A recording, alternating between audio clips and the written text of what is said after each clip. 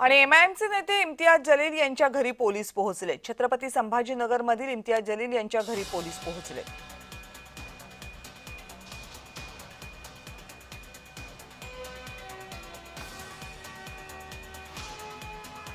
या संदर्भात आणखीन माहिती देण्यासाठी माझ्या सोबत आहेत आपले सहकारी विजय चिडे। विजय, कोणत्या कारणास्तव पोलीस इम्तियाज जलील यांच्या घरी पोहोचले? नक्कीच कविता मॅम, आपण जर बघितलं तर काल एमआयएमच्या नगरसेवकांनी निदा खान प्रकरणी निदा खानला छत्रपती संभाजीनगरमध्ये आश्रय दिल्याचं पाहायला मिळालं होतं आणि त्याच पाठोपाठ इम्तियाज जलील देखील तिला काही दिवसापूर्वी पाठिंबा दिल्याची भूमिका त्यांनी दिल्याची पाहायला मिळाली होती आणि छत्रपती संभाजीनगरमध्ये त्यांच्याच एमआयएमच्या एका नगरसेवकांनी त्याची राहण्याची व्यवस्था जी आहे ती छत्रपती संभाजीनगरमध्ये केल्याची पाहायला मिळाली होती। त्याच पार्श्वभूमीवरती आता एमआयएमचे नेते माजी खासदार इम्तियाज जलील यांच्या घरी आता सध्या आर्थिक गुन्हा शाखेचे पोलीस निरीक्षक संभाजी पवार हे दाखल झालेले आहे। सध्या इम्तियाज जलील यांच्या सोबत निदा खान प्रकरणी ते चर्चा देखील करणार आहेत, कारण गेल्या काही दिवसापासून निदा खान छत्रपती संभाजीनगरमध्ये राहत होती आणि एमआयएमचे नगरसेवक तिला पाठिंबा देत असल्याची भूमिका देखील या ठिकाणी होती। मतीम पटेल असं या नगरसेवकाचं नाव होतं, त्याला सध्या आता नाशिक पोलिसांनी सह आरोपी केलेला आहे। मात्र त्याचबरोबर इम्तियाज जलील यांची देखील भूमिका जी आहे ती निदा खान प्रकरणी तिच्या समर्थनात असल्याची आपल्याला पाहायला मिळाली होती। त्यामुळे आता पोलीस देखील त्या ठिकाणी दाखल झालेले आहेत। इम्तियाज जलील यांच्यासोबत आता चर्चा करणार आहेत निदा खान प्रकरणी। आता ठीक आहे, मी तुम्हाला थोडंसं थांबवते विजय, मी तुम्हाला थोडंसं थांबवते। शिवसेनेचे मंत्री संजय शिरसाट आता आपल्या सोबत आहेत। शिरसाट सर, नमस्कार। नमस्कार। काय तुमची प्रतिक्रिया आहे संभाजीनगर मधल्या या सगळ्या घडामोडींबद्दल? मी कालच त्याच्याबद्दल माझं मत व्यक्त केलं होतं की ही निदा खान जी आहे ही फक्त त्याला काय म्हणता येईल मोहरा आहे हा। बर, हे रॅकेट पूर्ण महाराष्ट्रात चालवलं जात आहे। नगर असेल, पुणा असेल, नाशिक असेल, संभाजीनगर या ठिकाणी चालवलं जातं आणि ही मोहरा आहे। जे मेन कल्प्रिट जे आहेत, जे मुख्य सूत्रधार आहेत, हे इम्तियाज जलील सारखे आणि त्यांची टीम आहे। आता जी काही ती निदा खान पकडली गेली ती कुठं पकडली गेली? नगरसेवकाच्या घरात।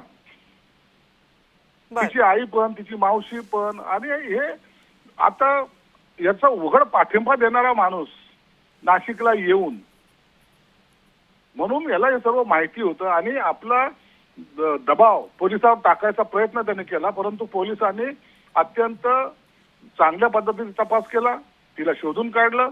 आता इम्तियाज जलीलला सुद्धा अटक झालीच पाहिजे ही माझी प्रमुख मागणी असणार आहे। मी आता संध्याकाळी मुख्यमंत्र्यांकडे जातोय, त्यांनाही सुद्धा सांगतो की एसआयटी ची मार्फत सुद्धा याची चौकशी झाली पाहिजे। मुळामध्ये नाशिक पोलीस चांगलं काम करतायत, त्याबद्दल त्यांचा खरं तर धन्यवाद त्यांना दिले पाहिजे। पण तुम्ही थेटपणे आरोप करताय इम्तियाज जलील यांच्यावर की या संपूर्ण प्रकरणाच्या मागे त्यांचाच हात आहे किंवा त्यांनीच हे घडवून आणले? आता तुम्ही मला एक सांगा, याला नाशिकला जायची आवश्यकता काय होती? यांनी केलं नसेल, जाऊन तिथं पाठिंबा देणे आणि ही निर्दोष आहे सांगणे, हा कोण काय जज आहे का? ज्यांनी सर्टिफिकेट देणे त्याला गुंतवल्या जात आहे, मग गुंतवल्या जातं तर ही संभाजीनगरला कशी आली आणि ते एमआयएमच्या नगरसेवकाच्या घरी कशी राहील 1.5 महिना? एखाद्या आरोपी, समजा आरोपी नसेलही, त्याच्यावर जर आरोप लागले तर पोलिसाला सहकार्य करा, निर्दोष असेल तर निर्दोष सुटेल। परंतु हे खोटे सगळे खोटे नाटे प्रकार आणि आरोपीला सहकार्य करणे म्हणजे सह आरोपी त्याला होतो, परंतु हे तर मुख्य आरोपी आहेत, म्हणून यांना ही अटक झाली पाहिजे ही माझी प्रमुख मागणी। त्यांचा सातत्यानं असा आरोप आहे की फक्त मुस्लिम आहेत म्हणून टार्गेट केलं जाते। कुणावर अन्याय अत्याचार करताना जात पाहिली जात नाही, कोणत्या जातीचा हे ठरवलं जात नाही।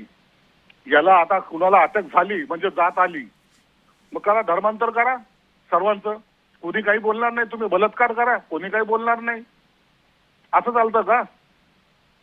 आता या चिमोरडीवर बलात्कार करणाऱ्याला सगळेजण त्याच्या विरोधात उठले का नाही?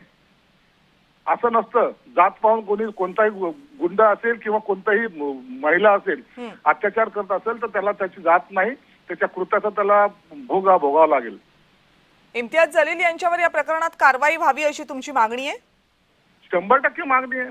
आता तो जेलमध्ये जाईल, नक्की पोलीस त्याच्यावर ते सर्व काढतील, त्याच्या पाळमुळं खोदून काढतील। शिरसाट सर, धन्यवाद। तुम्ही जय महाराष्ट्रशी संवाद साधलात आणि तुमची प्रतिक्रिया सविस्तरपणे व्यक्त केली त्याबद्दल। संजय शिरसाट शिवसेनेचे मंत्री आता आपल्या सोबत होते। इम्तियाज जलील यांच्यावर या प्रकरणी कारवाई व्हायला हवी, इम्तियाज जलील यांच्याच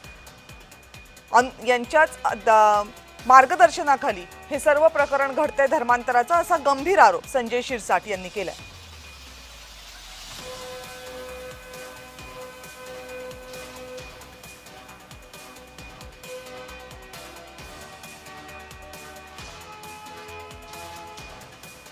नाशिकमधल्या कथित धर्मांतर प्रकरणी या संपूर्ण प्रकरणाची चौकशी सध्या सुरू आहे. काही जणांना पोलिसांनी ताब्यात घेतले. निदा खान या महिलेवर सुद्धा पोलिसांनी आरोप निश्चित केलेले आहेत, गुन्हा दाखल केलेला आहे. मात्र निदा खान ही पोलिसांच्या हाती लागत नव्हती. जवळपास 42 दिवसांनंतर निदा खानला पकडण्यात नाशिक पोलिसांना यश आले.